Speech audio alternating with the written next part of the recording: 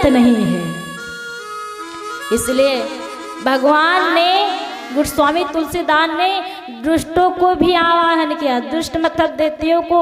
कहने लगे अगर दुष्टों को हम नहीं करेंगे तो इस दुष्ट हमसे लड़ाई करेंगे। तो कहते हैं आपके जीवन में चाहे जितना दुष्ट व्यक्ति आ जाए, आपके जीवन में चाहे जितना आपका अभिमानी व्यक्ति आ जाए, दुश्मन आ जाए, आपके द्वार पर आ जाए, तो आप उसे अवश्य उसकी हाल चाल पूछिए। अवश्य आओ, सब कुछ छोड़कर उसको गिलास में पानी दीजिए, नाश्ता वास्ता करवाइए, क्योंकि आपका नाम लेगा। आपका दुश्मन आपके द्वार पर चल करके आया है। इसलिए गोस्वामी तुलसीदास बाबा कहते हैं कि हे दुष्टों, तुम्हारे चरणों में लाख लाख प्रणाम है मेरा। आप जो होते ना तो ये प्रणाम नहीं, क्योंकि गोस्वामी तुलसीदास बाबा जानते थे कि जो हम प्रणाम करेंगे नहीं तो बाद में हमसे लड़ाई करेंगे। सबका आह्वान किया है और इनका नहीं किया है, तो इसलिए गोस्वामी तुलसीदास जी कहते हैं आपकी कोटि कोटि प्रणाम है।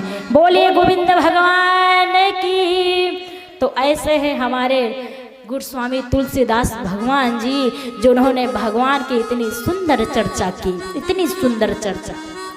अब आइए, कहते राम नाम की महिमा, जिसको जिस दिन पता लग जाएगी केवल 2 अक्षर राम राम, जिसको जिस दिन आभास हो जाएगा कि राम नाम है क्या, राम नाम ये है क्या, उस दिन उसका सारा घर संसार त्याग करके लेकर के माला ही फेरते घूमेगा। राम राम राम राम राम राम की महिमा है का थोड़ा सा सुन लीजिए। एक बार एक ब्राह्मण देवता, बहुत पुजारी, इतने पुजारी कि पूछो ना, जितने पुजारी हो उतने दुष्ट उनका लड़का। अब ये तो बड़े परेशान कि मैं इतना भगवान का पूजा पाठ कर रहा, फिर ब्राह्मण कुल में हूँ और जो ये पूजा पाठ नहीं कहेगा तो बड़ी बेइज्जती हो जाएगी मेरी। अब इन्होंने उस लड़के से खूब भगवान का नाम लिया, एक बार नाम ले लो, एक बार नाम ले लो। वो लड़का कहे नहीं लेंगे नहीं लेंगे नहीं लेंगे ना आप। तो ये परेशान हो करके उस लड़के को एक संत को दे दिया। जब संत को दे दिया तो संत ने उस लड़के को ले गए आश्रम को, अपने आश्रम को जब ले गए तो सांझ सुबह राम राम राम राम रटवाए, लेकिन लड़का ना बोले। तो एक जगह सत्संग चल रहा था, उस लड़के को लेकर गए सत्संग में, सत्संग सुनाया और सत्संग सुनाने के बाद में उस लड़के ने जवाब दिया कि गुरुदेव बड़ा बढ़िया सत्संग हो रहा था, भगवान का बड़ा अच्छा लगा, बड़ा सुंदर सत्संग हो रहा था। सत्संग कहा लेकिन नाम नहीं लिया। जब नाम नहीं लिया तो संत महाराज कहने लगे नाम लो, ये कहे नहीं लेंगे, वो कहे लो नाम, ये कहे नहीं लेंगे, कहने लगे लो राम का नाम, ये कहे नहीं लेंगे। तो इसने कहा नहीं लेंगे नहीं लेंगे नहीं लेंगे राम का नाम। जब ये कहा नहीं लेंगे राम का नाम, संत जी कहा बस बस तुम्हारा कल्याण हो गया, अब कल्याण हो गया। क्योंकि चाहे अच्छे से लाए चाहे बुरे से ले, लेकिन नाम इसने ले लिया एक बार। अब जब नाम लिया तो संत महाराज ने कहा बस तुम्हारा कल्याण हो गया। धीरे धीरे समय हुआ, वृद्ध अवस्था में आया। फिर जब वृद्ध अवस्था में आए तो मृत्यु हो गई। जब मृत्यु हो गई तो कहाँ गया, आज यमदूत के दरवाजे पे पहुँच गए, यमराज जी के।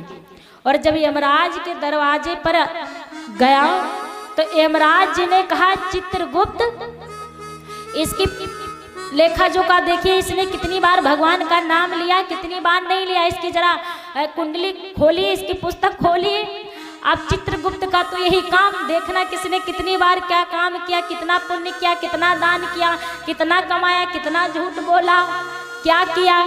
कहते हैं जो दूसरे का धन बेईमानी का खाता है, एक गरुड़ पुराण में पहले अध्याय में लिखित है कि जो दूसरे का धन बेईमानी का खाता वो पीट पीट के मारा जाता है। इसलिए बेईमानी के धन से बचे रहिए, वरना पीट पीट के मारे जाओगे।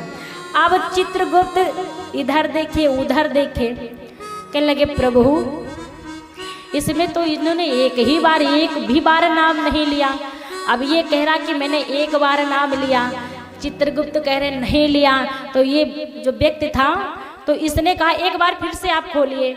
तो चित्रगुप्त फिर से खोलने लगे। जब देखा तो कहने लगे प्रभु एक बार इसने नाम लिया है, जिंदगी में एक बार, वो भी भाव से नहीं प्रभु, नाराज होकर के क्रोध में लिया है इसने एक बार नाम। इसको क्या करें, इसको कौन से नरक में डाला जाए। कहते हैं नरक होते 28 प्रकार के, जिसमें रोवर नाम का एक नरक, और सौभाग्य से रोवर नाम का जो नरक है वो चित्रगुप्त ने कहा प्रभु इसे रोवर नरक में डालिए। जब नरक की बात सुनी तो उसने कहा प्रभु हमने एक बार नाम लिया है और इस एक बार नाम की आप हमें क्या कीमत देंगे। अच्छा एक बार नाम लिया, एक बार नाम लेने से चित्रगुप्त कहने लगे प्रभु इसने एक बार नाम लिया, वो भी इतना क्रोधित होकर के लिया कि हम बता नहीं सकते आपको। यमराज जी कहने लगे इसका लेखा जोखा हमारे पास नहीं है, इसको ले चलिए। ब्रह्मा जी के पास में गए। जब ब्रह्मा जी के पास में गए तो कहने लगा ये प्रभु ये जो व्यक्ति है इसने जिंदगी में एक बार प्रभु का नाम लिया है, वो भी ऐसे लिया कि मानो ये क्रोध में लिया हो। इतना क्रोध होकर के भगवान का नाम लिया है, इसका क्या किया जाए। ब्रह्मा जी ने कहा मेरे पास नहीं है इसका कोई उच्चारण, भोले बाबा के पास चलिए। भोले बाबा के पास पहुंच गए। जब भोले बाबा के पास पहुंचे तो कहने लगे बाबा इसने जिंदगी में एक बार भगवान का नाम लिया है, वो भी इतने क्रोध से लिया है कि पूछो ना। तो भोले बाबा कहने लगे तो मैं क्या करूं प्रभु, क्या होगा एक बार इसने नाम लिया है, इसका क्या उच्चारण होगा, क्या किया जाए इसको। कहने लगे मालूम हमें भी नहीं है, जिसका नाम है उसी के पास चलो। अब जिसका नाम नारायण के पास पहुंच गए। जब नारायण के पास पहुंच गए तो कहने लगे प्रभु इसने अपनी सारी जिंदगी में सारी कमाई में एक बार आपका नाम लिया, वो भी इतने क्रोध से कि पूछो ना, हम बता नहीं सकते। ये देखिए चित्रगुप्त ने यहाँ लिखा है। साथ में वो ले गए, साथ में कहने लगे झूठ ना मेरी बात हो तो अपनी पोती पत्रा भी लेकर के गए। प्रभु देखिए भगवान ने कहा अरे मूर्खो, नारायण भगवान ने कहा मूर्खो आप लोग कितने मूर्ख हो ये बताइए। अब जहाँ के तहाँ चित्रगुप्त खड़े, ब्रह्मा जी खड़े, भोले बाबा समझ नहीं पाए कि बोले नारायण हमको मूर्ख क्यों कहा। बड़ी प्यार से पूछते हैं भोलेनाथ की प्रभु अब क्या गलती हो गई। कहने लगे गलती ये हो गई कि 3 लोग 14 भुवन के दर्शन कर लिए इसने, आप यही नहीं जान पाए एक नाम के क्या उच्चारण होता है। ब्रह्मलोक में दर्शन करे आया और यहाँ तक कि कैलाश पर्वत पर दर्शन करे आए, रहा को आप बैकुंठ भी चलाया। अब इससे ज्यादा क्या लोगे, इससे ज्यादा क्या लोगे। और रहा को आप मेरे भी दर्शन कर लिए साक्षात, जिससे नहीं तारेंगे तो किसको तारेंगे बताइए।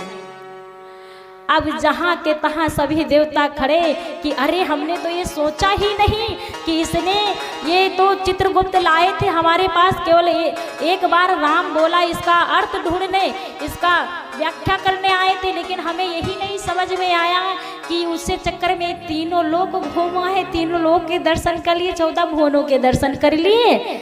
धन्य हो आप लोग भी। नारायण भगवान ने कहा इसने एक बार तो नाम लिया, लेकिन साक्षात ये मेरे दर्शन किए हैं, आपके दर्शन किए, उनके दर्शन किए। अच्छा इससे बड़ा कौन हो सकता है। बोले गोविंद भगवान की। नारायण ने कहा इसको मेरे लोक में छोड़ दीजिए और मेरी सेवा करेगा। अब सोचिए जब उसने एक बार भगवान का नाम लिया तो 3 लोक 14 भुवनों में घूम आया। तो आप सोचिए कि जब हम प्रेम और भाव से भगवान का कितनी बार नाम लेते हैं तो हम कहाँ जाएंगे। विचार करिए आप, एक बार विचार करिए कि हम कहाँ जाएंगे। अरे हमको तो सीधे सीधे हम लोगों तो भगवान की प्राप्ति होगी। बोले गोविंद भगवान की। इसीलिए कहते हैं कि भगवान की चर्चा चाहे कहीं भी हो तो वहाँ पे जाना अति आवश्यक है।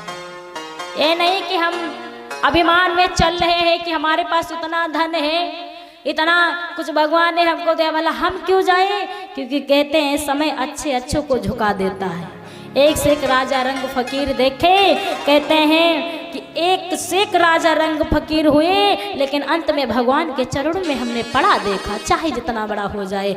बोले गोविंद भगवान की। इसलिए इस कलयुग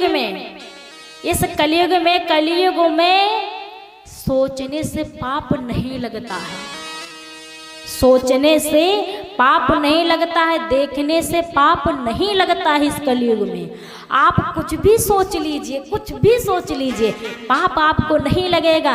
ये बात लिखी थी आज पहले अध्याय में श्रीमद् भागवत में, आप देख लेना खोल करके।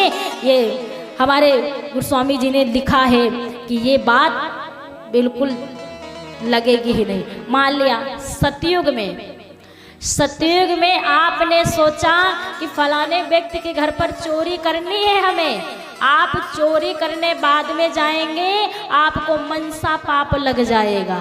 और मनसा पाप किसे कहते हैं कि अभी भी किसी किसी व्यक्ति को लग जाता है मनसा पाप। हाँ